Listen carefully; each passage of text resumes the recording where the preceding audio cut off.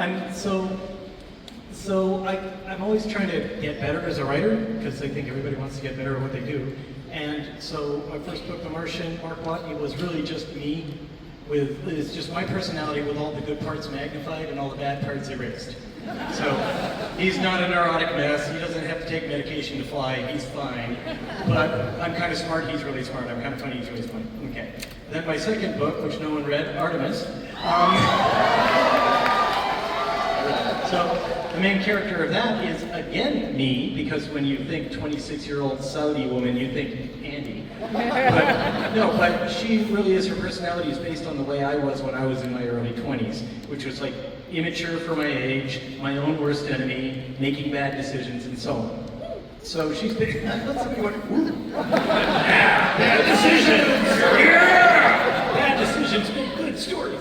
So, but then for Ryland, it was the first time I ever said, like, okay, instead of just basing a character on myself, I'm going to try to create a character out of whole cloth. This is not going to be just a reflection of my own personality. Of course, my own personality comes through, it does with every writer, but I wanted to make a character from scratch and say, okay, who is this guy? What drives him? What motivates him? How does he feel internally, externally? What does he put out into the world? And so that was kind of that was a real reach for me. For other writers, it's like, oh, they can make characters all day. For me, I'm such a plot and science-driven guy that making a personality out of scratch was a real challenge. But I'm really happy with the way it turned out. What's awesome is having Ryan play him he brought like so many more layers to Ryland than I ever wrote into it. Now I'm going to get credit for all of that as the creator, and no one's going to realize how much of that is just Ryan, adding to the character. So thanks, Ryan, for making me look so good. So, biggest takeaway of this panel, if you have the opportunity, hire Ryan Gosling. He will make you look good and smart. That's all you have to do. Always true. I don't think that was like a mystery. I think people knew that. Drew, talk a little bit about, well, the stakes could not possibly be bigger in a story like this. Literally the potential end of humanity, of the world, and yet you also have to balance humor. Can you talk about the challenge and opportunity that poses for you as a writer? Yeah, I mean, Josh, you know, like I've been getting asked this question my entire career. In fact, 20 years ago, I'm on this stage, and people are asking me, is Buffy the Vampire Slayer a comedy or is it drama? And I'll give you this, God bless you, first of all. I'll give you the same answer I gave them, which is, I don't care. I don't know, I don't care. I feel like we can do both. And I think that's the thing that unites all of us on stage. I mean, have you seen a Ryan Gosling performance that doesn't make you laugh so hard you don't fall on the floor and break your heart and put you in tears? It doesn't happen. It's what Kristen Field do effortlessly. It's the core of Andy's book. I believe as people, our lives are dramatic and our lives are comedic every single day. And if we just hold to that and trust that, we can do both and no one's going to question it. I mean, exactly, yeah. And it is perfect for you guys. Look, I mean, anybody that knows your careers knows not only the big swings from animation to live action, but mixing drama and comedy and heart and heroes and reluctant heroes. You obviously are attracted to that kind of mashup, and this feels perfect for that. Can you talk about, I don't know, just tackling that mix of genre?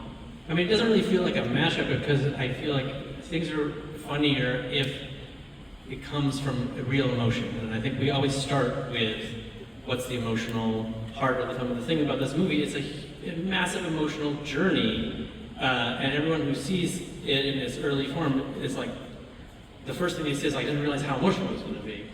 And that's what makes it funny, because if you don't care, it's not funny. Right, people say, like, how do you balance these things? But it's a strange question to us, because it's funny because it's emotional. Right, like these things are not in opposition. Yeah, exactly. You know, like I've never had a dramatic moment in my life that wasn't weird and funny. I've never had like that's when you laugh the hardest. It's when you need the jokes the most. When you're scared, that's when people tell the most jokes. So I feel like so they can feel comfortable. So I don't understand why they don't belong together. At least that's the way it is in life. It's true. Yeah. So, well, I also just want to add, when I first started in making like independent films. Anytime something, or a lot of films, anytime something funny would happen, they would cut. And then they would say, oh, let's do it again, sorry. We would all, you know, and it was like, nothing funny happens here. Nothing funny happens in this story or in this world, you know? And so I just think that's also why it's such a dream to work with all of these people, because they look for it, they encourage it, and they find this way to sort of marry the two, and it feels more truthful, really, more like life. When something funny happens, we roll out on a 40-minute take. Yeah. Keep going. I mean, the journey that Grace goes on in this is remarkable, both like metaphorically, literally. We saw him in the first few minutes of this film. I mean, I don't know, can you speak to that evolution of Grace as a character? Yeah, well, he goes through such an emotional journey, personal journey. He evolves in so many ways. But yeah, as you saw in the first scene, he wakes up out of this, out of cryo, and you may have noticed he looked like a space caveman, and he's sort of like in this placenta onesie thing that I hope to be seeing at Comic-Con one of these days. That's my dream. Placenta onesie, please. See you all here next year, 6,000 of you in placenta onesies, right?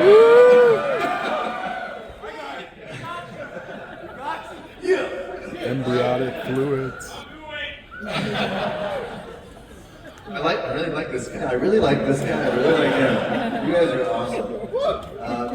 So he evolves in all of these ways, but eventually, so he's sort of like a Matushka doll. We sort of try to create these different layers to him as he's evolving from a space caveman to a space person that needs to do some really important stuff. And this scene in particular, I think that's tossed to the zero-G scene, is the first time that Grace is experiencing zero-G, and it's right at the point in the story where he's sort of realizing that he's going to need to at least try and believe in himself, and the spacecraft stops and he hits zero-G, and I think he handles it pretty well, don't you guys? Like a champ, like a real champ. Very stoic. True. I will say the set was visited by more than one actual astronaut who had been to space, and they watched your footage. You're like, that's a lot more of what it's like.